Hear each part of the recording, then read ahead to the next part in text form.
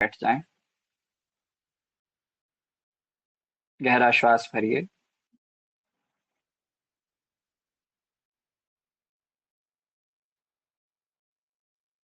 ओ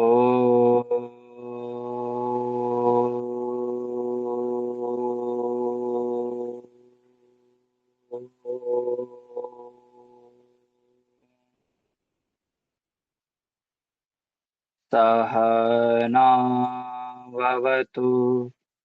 सहनौ भुनक्तु सह वीर्यं करवावहै तेजस्विनावधीतमस्तु मा विद्विषावहै।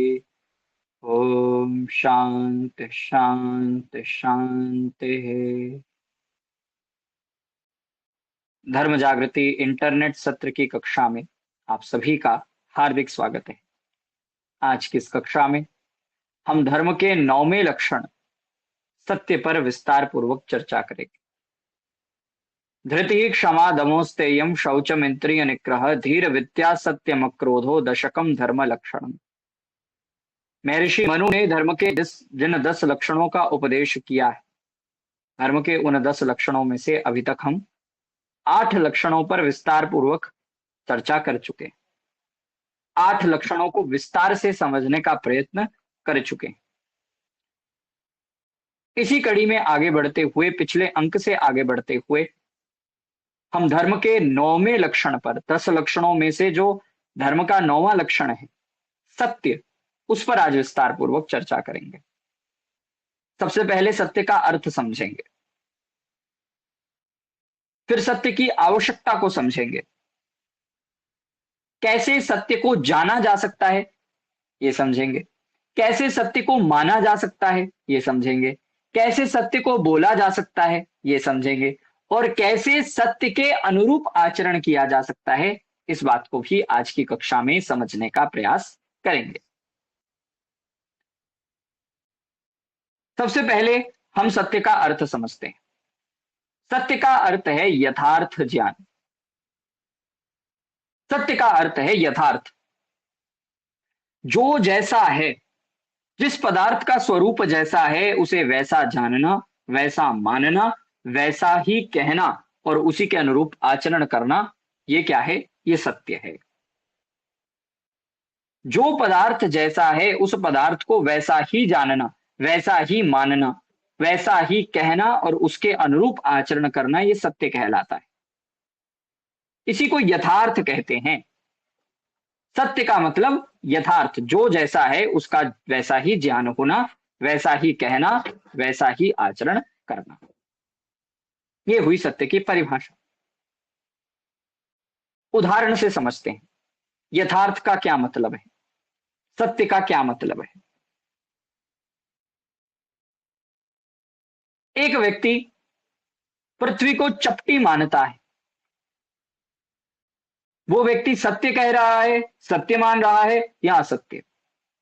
निश्चित रूप से वह व्यक्ति असत्य मानता है और असत्य ही कहता है। क्यों? क्योंकि पृथ्वी का वास्तविक स्वरूप गोलाकार है, पृथ्वी कोई चपटी नहीं है। तो जो व्यक्ति ऐसा मानता है कि पृथ्वी चपटी है, वो क्या कर रहा है? वो यथार्थ से युक्त नहीं है। वो यथार्थ ज्ञान को ना तो मानता है, ना जानता है, ना ही कहता है। आचरण करना बहुत दूर की बात है। ऐसे ही कई व्यक्ति ये समझते हैं ईश्वर साकार है, ईश्वर जन्म लेता है, ईश्वर अवतार लेता है। वास्तव में वो ईश्वर के यथार्थ स्वरूप को नहीं जानते। जैसा ईश्वर है वैसा उसे मानना, वैसा ही उसे जानना, वैसा ही उसे कहना और उसी के अनुरूप जब व्यक्ति आचरण करने लगता है, वास्तव में वो सत्य है। हम सत्य के अनुसार आचरण करने की तो बात बहुत दूर की है, व्यक्ति सत्य जान ही नहीं पाता। क्यों? क्योंकि बाजार में अधिकतर क्या बिकता है? बाजार में अधिकतर झूठ बिकता है, बाजार में अधिकतर असत्य बिकता है।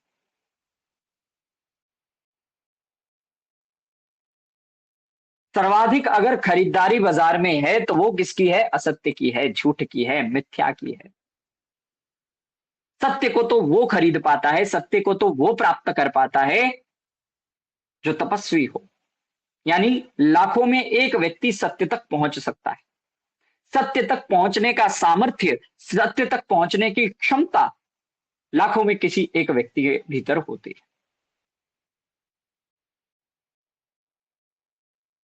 तो यथार्थ ज्ञान है सत्य। सत्य का केवल अर्थ यथार्थ ज्ञान से युक्त होकर किसी पदार्थ को जानना नहीं। हमने ईश्वर के स्वरूप को जान लिया, हमने संसार के विभिन्न पदार्थों के सत्य स्वरूप को जान लिया।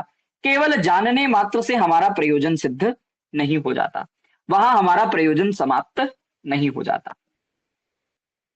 सत्य को जानने के बाद सत्य को मानने की बारी आती है, सत्य को कहने की बारी आती है और सत्य के अनुरूप आचरण करने की बारी आती है। जब व्यक्ति सत्य को मानता है, सत्य को जानता है, निश्चयात्मक सत्य को प्राप्त कर लेता है, सत्य ही कहता है, सत्य भाषण करता है और सत्य अनुरूप आचरण करता है, तब वो पूरी तरह से सत्य को अपने जीवन में उतार सकता है। तो जो सटीक ज्ञान है, यथार्थ ज्ञान है, जो पदार्थ जैसा है उसको उसी रूप में मानना, कहना और आचरण करना, ये सत्य है। अब समझते हैं सत्य कैसे माने, कैसे बोले और कैसे उसके अनुरूप आचरण करें। सबसे पहली बात है, हम कैसे सत्य तक पहुंच सकते हैं। सत्य मानना, सत्य बोलना, सत्य पर आचरण करना, ये तो बात की बात है। पहले सत्य तक पहुंचना पड़ेगा। हम कहां पड़े हैं? हम तो झूठ में पड़े हैं। झूठ के इस अंधकारमय कक्ष में हमारा वास है और झूठ के इस अंधकारमय कक्ष में निवास करते हुए सत्य का प्रकाश हमसे बहुत दूर है। अगर सत्य के प्रकाश को प्राप्त करना है तो उसके लिए सबसे पहला प्रयास सत्य की प्राप्ति का होना चाहिए। सत्य तक पहुंचने के लिए जब तक हम प्रयास नहीं करेंगे, तब तक ना तो हम सत्य को जान पाएंगे, मान पाएंगे, ना ही सत्य बोल पाएंगे और ना ही सत्य के अनुरूप आचरण कर पाएंगे। तो सबसे पहला आधार है सत्य को जानना। अब सत्य को कैसे जान सकते हैं? अगर सत्य को जानना है तो सत्य को जानने के लिए ऋषि दयानंद सरस्वती जी ने अपनी पुस्तक व्यवहार भानु में और भी सत्यार्थ प्रकाश आदि में सत्य को जानने की 5 कसौटियां बताई। प्रश्न किया, सत्य और असत्य का निश्चय किस प्रकार किया जा सकता है? कैसे इस बात का निर्धारण हो कि क्या सत्य है और क्या असत्य है? जो सामने वाला व्यक्ति मान रहा है वो सत्य है या जो मैं मान रहा हूं वो सत्य है? सामने वाला व्यक्ति झूठ बोल रहा है या सत्य कह रहा है? जो पुस्तक बात लिख रही है वो पुस्तक सत्य लिख रही है या गलत उसमें पुस्तक में लिखा है? इसका आधार क्या है, ये जानना बहुत आवश्यक है। कहा क्योंकि जिसको एक सत्य कहता है दूसरा उसी को मिथ्या कहता है। जिस बात को एक व्यक्ति सच कहता है उसी बात को दूसरे व्यक्ति क्या करते हैं? मिथ्या बतलाना प्रारंभ कर देते हैं। अब आर्य समाजी क्या करता है? आर्य समाजी सच बोलता है। क्या बोलता है? ईश्वर निराकार है, ईश्वर सर्वव्यापक है। लेकिन वहीं दूसरे क्या करते हैं? दूसरे आर्य समाजी की इस बात को मानते नहीं, उल्टा ही कहने लगते हैं, नहीं, ईश्वर अवतार लेता है, ईश्वर निराकार नहीं साकार है। तो जो व्यक्ति एक बात सत्य कह रहा है उसको दूसरे लोग मिथ्या बतलाते हैं। उसके निर्णय करने में क्या क्या निश्चित साधन है? कैसे हम मान सकते हैं कि कौन सा व्यक्ति सच बोल रहा है? सामने वाला व्यक्ति सच बोल रहा है या दूसरा व्यक्ति सच बोल रहा है? कैसे इस बात को माना जा सकता है? ऋषि दयानंद कहते हैं इसके 5 साधन हैं। सत्य का निश्चय करने के 5 साधन हैं। उनमें से प्रथम ईश्वर, उनके गुण कर्म स्वभाव और वेद विद्या। दूसरा सृष्टि क्रम। तीसरा प्रत्यक्ष आदि 8 प्रमाण। चौथा आप्तों का विचार उपदेश ग्रंथ और सिद्धांत। और 5वां अपनी आत्मा की साक्षी अनुकूलता जिज्ञासुता पवित्रता और विज्ञान। महत्वपूर्ण बात है। सत्य तक पहुंचना है ना, तो इस बात को ध्यान से समझना। अगर सत्य तक पहुंचना चाहते हो, सत्य को प्राप्त करना चाहते हो, तो इन 5 कसौटियों को अच्छे से याद रख लेना। किसी भी बात को इन 5 कसौटियों पर किसी भी बात को अगर आप जानना चाहते हैं कि वो सत्य है या असत्य है, तो उसे इन बातों पर तोलिए। अगर कोई बात इन 5 कसौटियों में तुल जाती है, अगर कोई भी बात इन 5 कसौटियों पर खरी उतरती है, तो वो बात सत्य है। सबसे पहला कहा, ईश्वर, उनके गुण कर्म स्वभाव और वेद विद्या। इसकी आगे ऋषि दयानंद व्याख्या करते हैं, ईश्वर आदि से परीक्षा करना। जो व्यक्ति ईश्वर, उसके गुण कर्म स्वभाव और वेद विद्या से परीक्षा करता है, वो व्यक्ति सत्य तक पहुंच जाता है। काय ईश्वर आदि से परीक्षा करना उसको कहते हैं कि जो जो ईश्वर के न्याय आदि गुण, पक्षपात रहित सृष्टि बनाने का कर्म, सत्य, न्याय, दयालुता, परोपकार आदि स्वभाव और वेदोपदेश में सत्य और धर्म ठहरे, वही सत्य और धर्म, और जो जो असत्य और अधर्म ठहरे, वह असत्य और अधर्म है। कहा, अगर सत्य का निर्णय करना है कि क्या सत्य है और क्या असत्य है, तो सबसे पहले ईश्वर के द्वारा, ईश्वर के गुण कर्म स्वभाव और ईश्वर की वेद विद्या के द्वारा इसका निर्धारण करना पड़ेगा।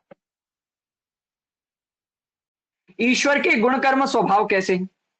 ईश्वर के गुण कर्म स्वभाव पवित्र हैं, शुद्ध हैं। ईश्वर के भीतर दया, न्याय, आनंद आदि श्रेष्ठ गुण हैं। ईश्वर का स्वभाव दयालुता का स्वभाव है, नित्य शुद्ध बुद्ध मुक्त स्वभाव है। और ईश्वर की सृष्टि बनाना, सृष्टि का पालन करना, सृष्टि की प्रलय करना, वेद का ज्ञान देना और कर्मों का फल प्रदान करना, इन कर्मों के द्वारा। और ईश्वर के द्वारा जो रचित वेद विद्या है, उस वेद विद्या के द्वारा सत्य असत्य का निर्णय किया जाता है। अब हम जानते हैं ईश्वर न्यायकारी है। वेद में बताया गया ईश्वर न्यायकारी है, और जैसा आप कर्म करेंगे उसके अनुरूप आपको वैसा फल मिलेगा। आप ईश्वर की न्याय व्यवस्था से छूट नहीं सकते। यदंग दाशुषे त्वमग्ने भद्रम करिष्यसि तवेतत् सत्यमंगिरः। ईश्वर की न्याय व्यवस्था में किसी प्रकार की कोई गड़बड़ी नहीं है। ईश्वर न्याय करेगा, आपको कर्मानुसार फल मिलेगा। ऐसा मानकर, ऐसा जान करके भी व्यक्ति यदि ऐसा कहे कि ईश्वर पापों को क्षमा कर देंगे, तुम्हारे अपराधों को माफ कर देंगे, तो ये सत्य हुआ या असत्य हुआ? आजकल कई लोग कहते हैं हमारे मत में आ जाओ, हमारे संप्रदाय में आ जाओ। हमारे संप्रदाय में आने से क्या होगा? जो परमात्मा है वो तुम्हारे सारे पाप क्षमा कर देगा। ईसाई लोग बहुत करते हैं, ईसाइयत में आ जाओ, यीशु मसीह तुम्हारे सारे पाप माफ कर देगा। क्या सुना है आपने कक्षा में? अनुमोदन करिए। क्या आपने किसी भी संप्रदाय वाले के मुख से ऐसा सुना है, तुम हमारे संप्रदाय में आ जाओ, ईश्वर भगवान तुम्हारे पाप को माफ कर देंगे, क्षमा कर देंगे? अच्छा, राजेश जी ने सुना है, और किसी ने नहीं सुना क्या? ये ऐसा तो बहुत ही मत वाले कहते हैं, बहुत मत वाले कहते हैं, बहुत मत वाले सभी कहते हैं हमारे संप्रदाय में आ जाओ तो पाप माफ हो जाएंगे। लेकिन हमारे संप्रदाय में आ जाओ, हमारे मत में आ जाओ, तुम्हारे पाप को ईश्वर भगवान क्षमा कर देंगे। इस बात को अधिकतर कहा जाता है, अधिकतर मतपन संप्रदाय वाले इस बात को कहते हैं। अब ये सच है या नहीं है, इसको कैसे हम निर्धारित कर सकते हैं? ईश्वर के गुणकर्म स्वभाव और ईश्वर की वेद विद्या के अनुरूप अगर ये बात होती तो ठीक, अगर नहीं है तो हमें पता चल जाना चाहिए कि ये बात सच नहीं है। क्योंकि सत्य को जानने की पहली कसौटी ही ईश्वर है, ईश्वर के गुणकर्म स्वभाव और ईश्वर का वेद ज्ञान। जो बातें इनके अनुरूप वो सच, और जो बातें इनके अनुरूप नहीं है, इनके प्रतिकूल है, वो असत्य है। एक बहुत बड़ा झूठ ये फैलाया जाता है कि तुम हमारे मतपन संप्रदाय में आ जाओ, तुम्हारे पापों को क्षमा कर दिया जाएगा। लेकिन ईश्वर का स्वभाव कैसा है? ईश्वर न्यायकारी है, जिसने जैसा कर्म किया है उसे वैसा फल मिलेगा। अगर पाप कार्य किया है, अपराध किया है, तो उसका दंड भी मिलेगा। दंड दिए बिना ईश्वर आपको क्षमा नहीं करेंगे। तो ईश्वर के गुण कर्म स्वभाव जानकर कि ईश्वर का स्वभाव कैसा है, ईश्वर के गुण कैसे हैं, न्यायकारी हैं, ये जान करके हम उस असत्य में पड़ने से बच गए। आपको भी तो कई लोगों ने प्रलोभन दिया होगा इस बात का कि हमारे मतपंथ संप्रदाय में आ जाओ, ईश्वर कैसा है, ईश्वर तुम्हारे पापों को माफ कर देगा। तो ईश्वर कभी पापों को क्षमा नहीं करता। ये कैसे बात पता चली? ईश्वर के गुण कर्म स्वभाव को समझकर, और उसके अनुरूप अगर ये बात है तो बात ठीक है, और अगर उसके अनुरूप ये बात नहीं है तो ये बात ठीक नहीं।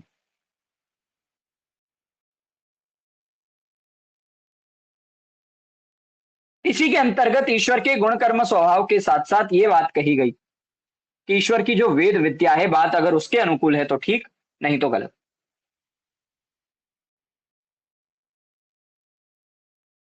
वेद में कहा गया है कि मनुष्य को सदा सत्य बोलना चाहिए। जो भी आपके प्रश्न हो कृपया अंत में पूछिएगा।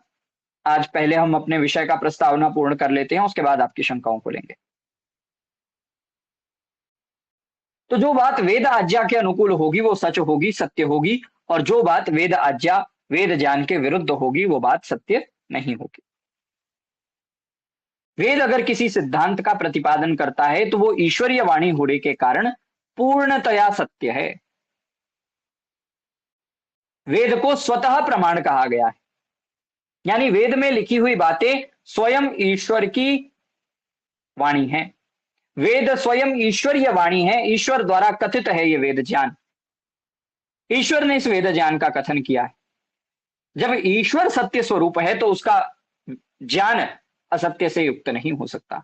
जब ईश्वर सत्य स्वरूप है तो उसका ज्ञान विज्ञान भी सत्य के अनुरूप होगा।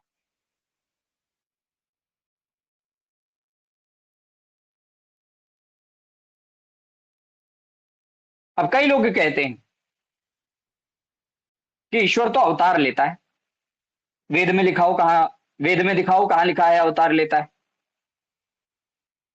कई लोग कहते हैं कि शिव तो भांग पिया करते थे, भांग पीना ठीक है। वेद में बताओ कहां लिखा है भांग पीना ठीक है।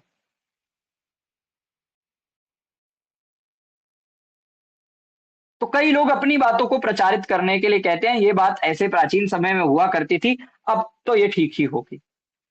उसकी कसौटी क्या है? वेद के आधार पर उसको तोलो। वेद ज्ञान कसौटी है किसी बात को सत्य या असत्य मानने जानने की। दूसरा कहा सृष्टि क्रम। कहा सृष्टि क्रम उसको कहते हैं जो सृष्टि क्रम अर्थात सृष्टि के गुण कर्म स्वभाव से विरुद्ध हो वह मिथ्या, और जो अनुकूल हो वह सत्य कहलाता है। जैसे कई लोग कहते हैं बिना माँ बाप के लड़का पैदा हो गया। द्रोणाचार्य की उत्पत्ति कैसे हुई? तो पत्ते से दुर्योधन द्रोणाचार्य की उत्पत्ति बता दी। कुछ लोग मूर्खतावश क्या कहते हैं, द्रोणाचार्य की उत्पत्ति पत्ते से हो गई। अब क्या ये सत्य हो सकता है? ये बात सृष्टि नियम के विपरीत है। सृष्टि नियम कहता है कि जब तक माता पिता का संसर्ग नहीं होगा, माता पिता आपस में गर्भाधान नहीं करेंगे, तब तक संतानोत्पत्ति नहीं हो सकती। तो कोई कान से पैदा हो गया, कोई पत्ते से पैदा हो गए, ये सब सृष्टि नियम के विपरीत है।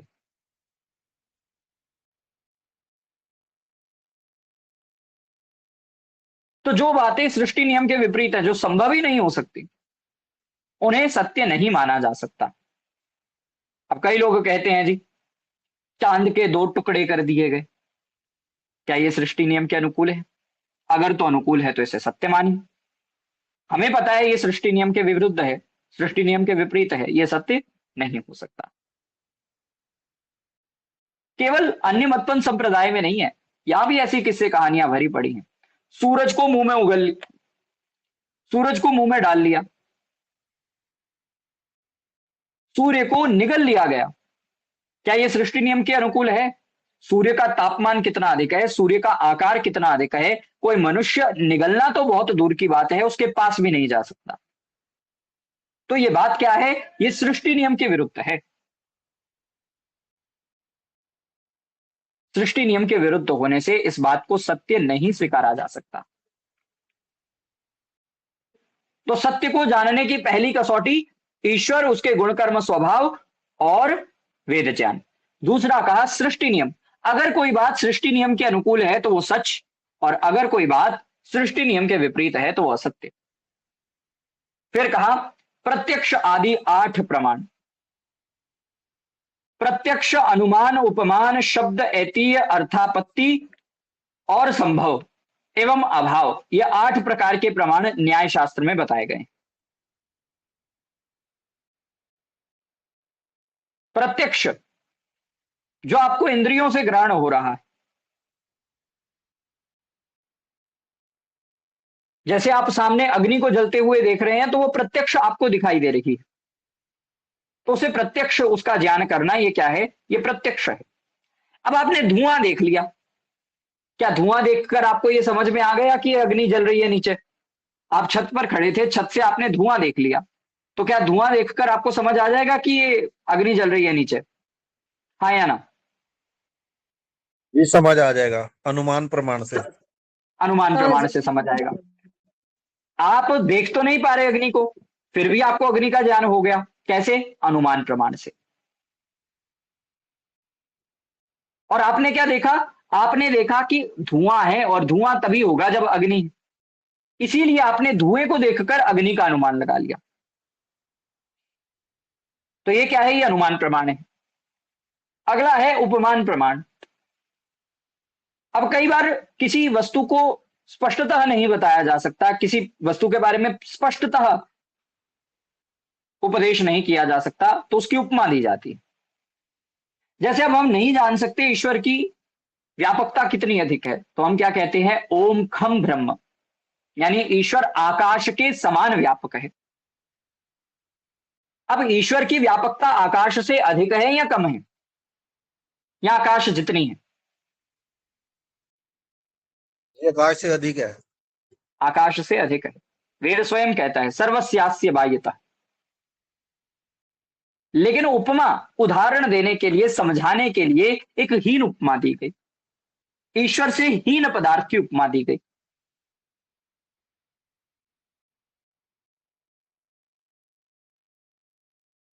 और भी कई दृष्टांत दिए जाते हैं किसी बात को समझाने के लिए। कहा जैसे बिना बनाने हारे के घर नहीं बन सकता, ऐसे ही सृष्टि का बनाने हारा परमात्मा भी बड़ा कारीगर है। कोई कहता है मुझे परमात्मा की सिद्धि कराओ कि परमात्मा है, आप कहते हैं जैसे बिना बनाए घर नहीं बन सकता, ईंट पड़ी है, बजरी बड़ा है, सब पड़ा है, लेकिन स्वयं से घर नहीं बन सकता, मिस्त्री होगा तभी घर बनेगा। आटा पड़ा है, पानी पड़ा है, स्वयं क्या रोटी बन जाएगी? नहीं बनेगी।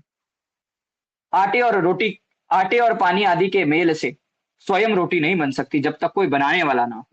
ऐसे ही बिना ईश्वर के यह संसार नहीं बन सकता। तो ये जो दृष्टांत दिए गए एक सिद्धांत को समझाने के लिए, ये उपमान के अंतर्गत आ गए। फिर कहा सत्य उपदेष्टाओं का जो उपदेश है, आप्त पुरुषों के जो वचन है, वेद आदि शास्त्रों में लिखी हुई जो बातें हैं, वो क्या है? वो शब्द प्रमाण के अंतर्गत आती। भूतकालस्थ पुरुषों की चेष्टा, सृष्टि आदि पदार्थों की कथा ऐतीय प्रमाण के अंतर्गत आती। वो ऐतिहासिक प्रमाण है। जब इतिहास में आप उस दृष्टांत को देखते हैं, जब इतिहास के अंदर आप उसका अध्ययन करते हैं, वो भी सत्य को बताने वाली है। जो ऐतिहासिक प्रमाण पर बात खरी उतरे वो सत्य है। फिर कहा एक बात को सुनकर दूसरी बात को बिना सुने कहे प्रसंग से जान लेना, यह अर्थापत्ति। स्पष्ट रूप से वह बात नहीं कही गई, एक इनडायरेक्ट वे में कोई कुछ कहा गया और आपने सत्य को जान लिया, यह अर्थापत्ति है, यह अर्थापत्ति प्रमाण है। और उसके बाद कारण से कार्य को जान लेना, यह क्या है? यह संभव है। जब आप कारण कार्य संबंध को जानते हैं, कार्य कारण से ही कार्य होता है, अगर कारण नहीं होगा तो कार्य भी नहीं होगा, इस बात को जब आप समझ जाते हैं तो वो संभव है। हाँ जी, क्या बिना बीज के वृक्ष की उत्पत्ति हो सकती है? ये नहीं हो सकती। नहीं हो सकती। क्या बिना माता पिता के संतान की उत्पत्ति हो सकती है? जी नहीं हो सकती। क्या बिना रजवीर्य के संयोग के संतान की उत्पत्ति हो सकती है? जी नहीं। तो हम कारण कार्य का संबंध जानते हैं। क्या बिना मिट्टी के घड़ा बन सकता है? तो ये नहीं। कारण कार्य संबंध जानना और कारण कार्य संबंध जानकर के सत्य को प्राप्त करना, ये संभव प्रमाण के द्वारा होता है। अब ये नास्तिकों में कितनी बड़ी अविद्या है, कितनी बड़ी असत्य से ये लोग जकड़े हुए हैं कि ये लोग मानते हैं कि बिना ईश्वर से यह संसार बन गया। ईश्वर का इस संसार को बनाने में कोई योगदान नहीं, ये संसार तो स्वयं बन गया, एक धमाका हुआ, बिग बैंग हुआ और ये संसार बन गया। जबकि सत्य क्या है? बिना कारण के कार्य नहीं हो सकता, संभव ही नहीं। और आठवां अभाव, अर्थात किसी ने किसी से कहा कि जल ले आ, उसने वहां जल के अभाव को जानकर तर्क से जाना कि यहां जल है, वहां से लाके देना चाहिए, यह अभाव प्रमाण कहलाता है। ऋषि दयानंद ने अभाव प्रमाण के लिए एक उदाहरण दिया कि व्यक्ति को आदेश मिला कि जल ले आओ। इसका मतलब है जहां जल की उपलब्धि हो, जहां जल का अभाव ना हो, वहां से जल लेकर के आओ। यहां जल का अभाव है, इस बात को ऐसे स्वीकार कर लिया गया, जान लिया गया और उसके अनुरूप उस बात को मानते हुए जहां जल की उपलब्धि थी, जहां जल का अभाव नहीं था, वहां से ला करके उसको जल दिया गया। तो यह अभाव प्रमाण से जाना जाता है। तो इन 8 प्रकार के प्रमाणों से प्रत्यक्ष, अनुमान, उपमान, शब्द, ऐतीय, अर्थापत्ति, संभव और अभाव, इन 8 प्रमाणों से सत्य असत्य को जाना जा सकता है। क्या सत्य है और क्या असत्य है, इनको जानने के लिए ये 8 प्रकार के प्रमाण न्याय शास्त्र में बताए गए और इनमें से 3 शब्द प्रमाण, प्रत्यक्ष प्रमाण और अनुमान प्रमाण, ये 3 तो बहुत ही अधिक महत्व है, बहुत अधिक महत्वपूर्ण है ये 3 उपाय। आप बाकियों को याद रखें या ना रखें, बाकियों से परीक्षा करें या ना करें, मुख्यतः इन 3 से परीक्षा अवश्य करें, शब्द प्रमाण, प्रत्यक्ष प्रमाण और अनुमान प्रमाण। तो अभी तक सत्य को जानने की 3 कसौटियां बताई गई। कौन बताएगा वो 3 कसौटियां, कौन सी बताई गई अभी तक?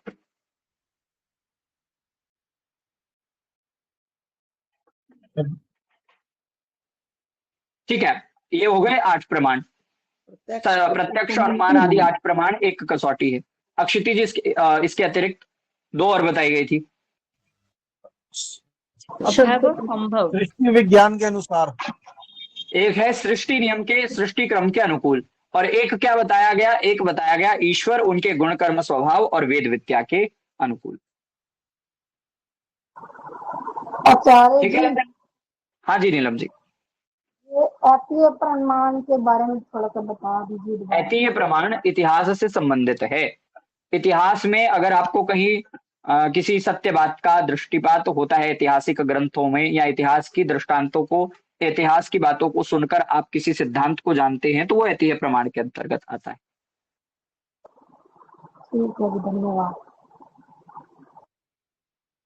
अब जैसे उदाहरण के लिए रामायण में प्रसंग आता है। रामायण में अयोध्या कांड के अंतर्गत श्री राम अपनी माता कौशल्या से कहते हैं कि आप यहाँ रहकर अपने पति की सेवा करें, यही सनातन धर्म है, यही स्त्रियों का धर्म है। अपने पति की सेवा करना ये स्त्रियों का धर्म है। तो ये क्या हुआ? ये प्रमाण हुआ, ये प्रमाण हुआ।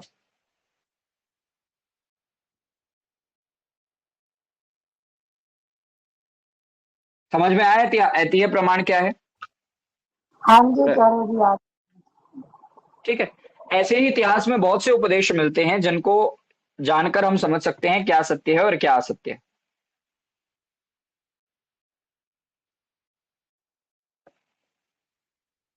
ठीक है, तो ये 8 प्रमाण आपको बताए गए। अब मुझे कौन बताएगा दोबारा 3 कसौटियां अभी तक कौन कौन सी हो गई?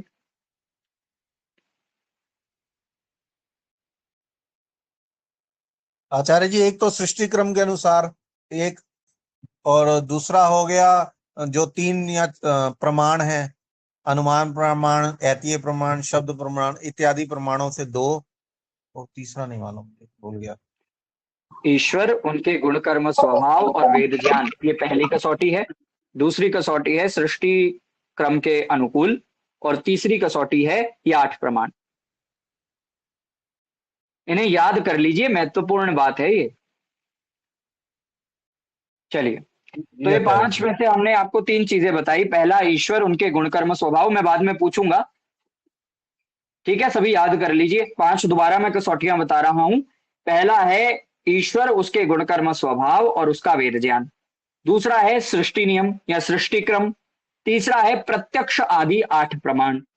चौथा है आप्तों का आचार, आप्तों का उपदेश, ग्रंथ और सिद्धांत। और पांचवा है अपनी आत्मा की साक्षी, अनुकूलता, जिज्ञासुता, पवित्रता और विज्ञान। अगर सरलता से कुछ याद करना है ना, तो उसके लिए पूरे पूरे वाक्यों को याद करने की आवश्यकता नहीं है। पहला आपने ईश्वर पढ़ा, तो केवल ईश्वर याद रखिए, बाकी आप पूर्वापर संबंध से अपने आप जान लेंगे। आपने ईश्वर के बारे में समझा तो आपको पता चल गया ईश्वर, उनका स्वरूप, उनके गुण कर्म स्वभाव और वेद ज्ञान के अनुकूल जो होगा वो सत्य, और जो उसके अनुकूल नहीं वो सत्य। ईश्वर का दूसरा आपने सिर्फ सृष्टि क्रम याद रखना है। जो सृष्टि नियम के, सृष्टि क्रम के अनुकूल वो सत्य, और जो सृष्टि क्रम के विरुद्ध वो असत्य। प्रत्यक्ष आदि 8 प्रमाण, केवल 8 प्रमाण याद रखने, जो उनके अनुकूल वो सत्य और जो इनके नहीं अनुकूल है वो असत्य। अब आप्त, केवल आप्त याद रखना है। आप्तों का शब्द, आप्तों का जो आचार है, उपदेश है, उनके जो ग्रंथ हैं वो अपने आप आ जाएंगे, आप्त याद रखना है। और तीसरी बात अपनी आत्मा की अनुकूलता, ये 5वां याद रखना है। याद हो गए कौन कौन से हैं ये 5? जी आचार्य जी, एक बार 5वां बता दो। ईश्वर और वेद ज्ञान के अनुसार, सृष्टि कर्म के अनुकूल, प्रत्यक्ष इत्यादि 8 प्रमाणों के अनुसार, जी और आप्तों का संदेश। ठीक है। और और पांचवा 5वां है अपनी आत्मा की अनुकूलता। अपनी आत्मा की अनुकूलता। ईश्वर का एक बार सभी लिख लीजिए, या अगर कोई कक्षा में ऐसा है जिनमें 5 याद हो गए तो लाइव चैट में लिख करके भेज दीजिए। मैं आखिरी बार दोहरा रहा हूं, 5 ध्यान से लिख लीजिए। पहला है ईश्वर, उसके गुण कर्म स्वभाव और वेद ज्ञान। ईश्वर के गुण कर्म स्वभाव और वेद ज्ञान। जी, माइक को म्यूट रखिए। दूसरा है सृष्टि क्रम। तीसरा है प्रत्यक्ष आदि 8 प्रमाण। हेला हेला थाऊ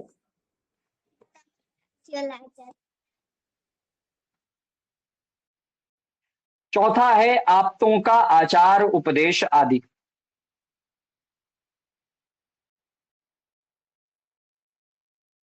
और 5वां है अपनी आत्मा की साक्षी, अनुकूलता, जिज्ञासुता, पवित्रता। हो गए ये 5 चौथा कसौटियां। कौन सा है? चौथा एक बार फिर बोलिए। आप्तों का आचार, आप्तों का उपदेश, आप्तों के ग्रंथ, सिद्धांत आदि। आप्त से संबंध है वो, आप्त भी बताएंगे क्या होता है। आचार्य जी, ये सत्य को जानने की कसौटियां है ना 5? हाँ, ये सत्य को जानने की कसौटियां। ठीक है। ठीक है, तो चलिए, अभी तक हमने ईश्वर, उनके गुण कर्म स्वभाव, सृष्टि क्रम और तीसरा है प्रत्यक्ष आदि 8 प्रमाण, इन तीनों को समझा। इन तीनों में किसी को कोई शंका? कोई भी शंका पहले ही पूछ लीजिए, उसके बाद मैं इस पर शंका नहीं उठवाने दूंगा। चलिए, चौथा क्या बताया गया था? प्रत्यक्ष आदि 8 प्रमाण, प्रत्यक्ष आदि 8 प्रमाण।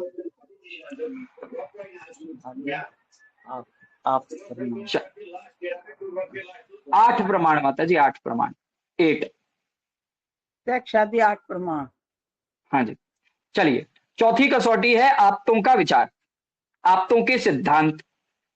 आप्तों के आचार और सिद्धांत से परीक्षा करना चाहिए, और आप्तों से के सिद्धांत, आचार आदि से परीक्षा करना। ऋषि दयानंद ने लिखा, आप्तों के आचार और सिद्धांत से परीक्षा करना उसको कहते हैं कि जो सत्यवादी, सत्यकारी, सत्यमानी, पक्षपात रहित, सबके हितैषी विद्वान, सबके सुखों के लिए प्रयत्न करें, वे धार्मिक लोग आप्त कहते हैं। जो जो उनके उपदेश हैं, जो जो उनके आचरण हैं, जो जो उनके ग्रंथ और सिद्धांत हैं, जो उनसे युक्त हो वह सत्य, और जो उसके विपरीत हो वह असत्य। तो आप्त की पहले परिभाषा बताई गई। ये आप्त क्या है? जो पक्षपात रहित होते हैं, जो सत्य मानने वाले, सत्य बोलने वाले, सत्य जानने वाले, पक्षपात रहित होकर आचरण करने वाले, सबका हित चाहने वाले और विद्वान लोग होते हैं, धार्मिक लोग होते हैं, उन्हें आप्त कहते हैं। जैसे श्री रामचंद्र सच मानते थे, सच बोलते थे, सत्य के अनुरूप आचरण करते थे, कभी किसी के साथ पक्षपात नहीं करते थे, सबका हित चाहते थे और धर्मानुकूल आचरण करते थे। जैसे श्री कृष्ण भी सत्य मानते थे, सत्य बोलते थे, सत्य के अनुरूप आचरण करते थे, कभी किसी से द्वेष नहीं करते थे, पक्षपात से रहित थे, सदा धार्मिकता से युक्त रहते थे। जैसे महर्षि दयानंद, उनके जीवन में भी सत्य था, उन्होंने भी कभी किसी के साथ पक्षपात नहीं किया।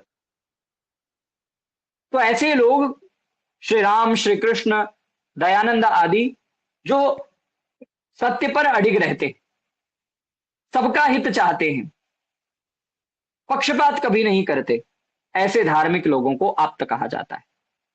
ऐसे आप्त लोग जो कुछ कहते हैं, जैसा आचरण करते हैं, वो सत्य बन जाता है। जो व्यक्ति सदा सत्य मानेगा, सदा सत्य कहेगा, उसके उपदेशों से ही तो हम सत्य को प्राप्त कर सकते हैं।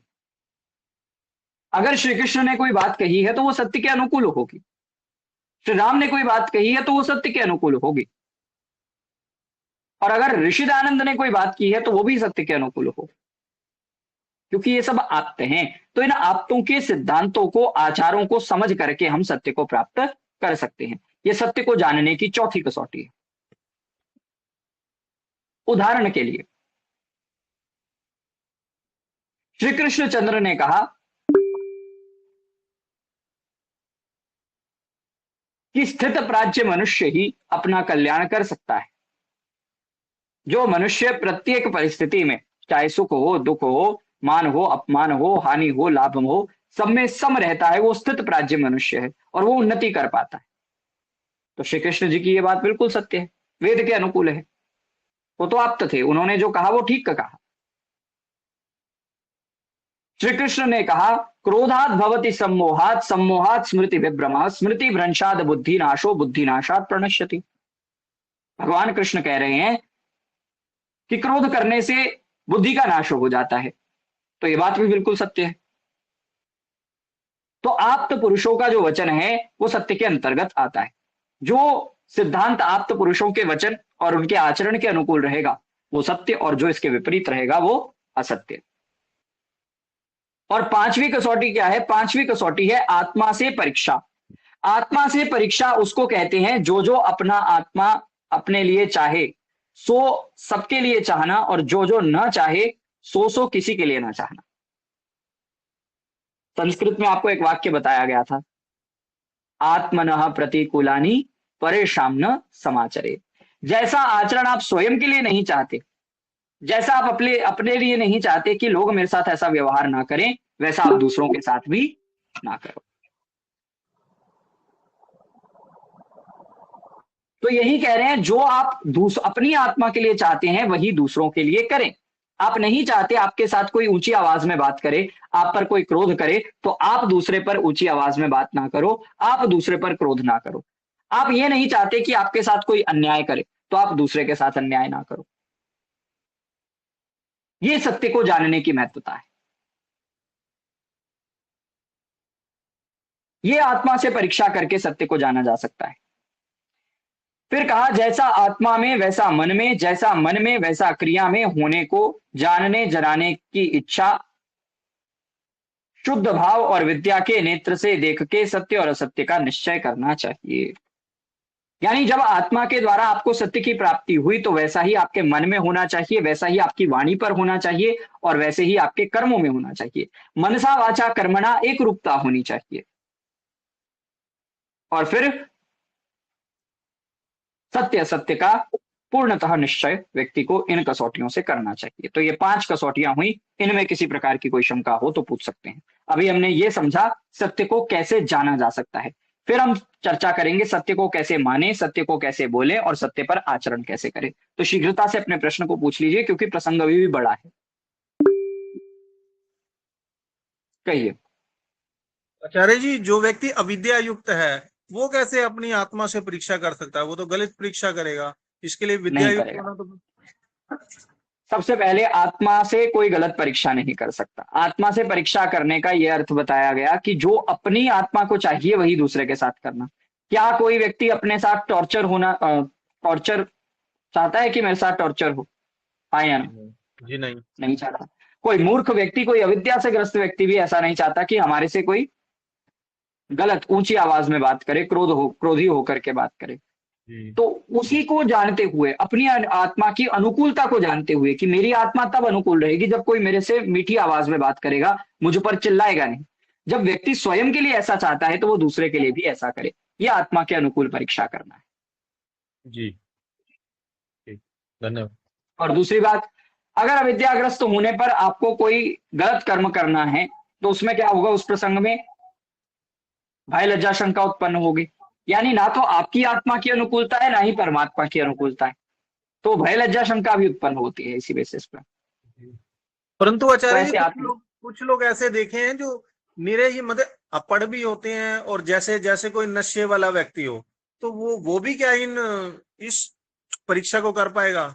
मान लो कोई बहुत नशेड़ी है, बहुत समाज से विघटित व्यक्ति है, आतंकवादी लगा लो, ये लोग भी ऐसे अपनी परीक्षा कर सकते हैं अपनी आत्मा से, क्या सत्य है क्या असत्य है क्या सृष्टि? आतंकवादी ये चाहता है कि उसके साथ बहुत बुरा व्यवहार किया जाए और उसे बिल्कुल मार दिया जाए? आतंकवादी क्या सोच करके अपना कार्य करता है? आतंकवादी तो ये सोचता है कि मुझे जन्नत मिलेगी। जन्नत के लिए वो क्या देख रहा है? सुख चाहता है। जी जन्नत में क्यों जाना चाहता है? सुख के लिए। तो वो हाँ सुख जी। चाहता है और सुख चाहने के लिए वो ऐसा कर रहा है। वो परंतु नहीं चाहता कि उसको दुख मिले। जी तो उसको सत्य की परीक्षा ऐसे करेगा, अगर वो अपनी आत्मा के अनुकूल जान पाएगा कि मेरी आत्मा दुख नहीं चाहती तो मैं दूसरों को दुख क्यों पहुंचाऊं। इसके लिए बोध होना आवश्यक है। यही तो कह रहे हैं कि व्यक्ति व्यक्ति की आत्मा में ही सत्य है, लेकिन व्यक्ति जान नहीं पाता उस चीज को। जी जी तो उसको जानने की पद्धतियां है ये। ठीक है आचार्य, धन्यवाद। हाँ जी, मधुकर जी आपने हैंड रेज किया है।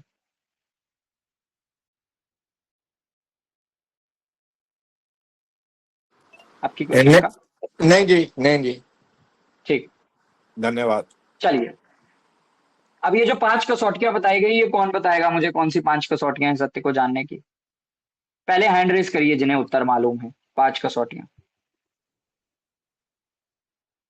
राजेश जी को याद है, कृष्णा जी को याद है, और ठीक है।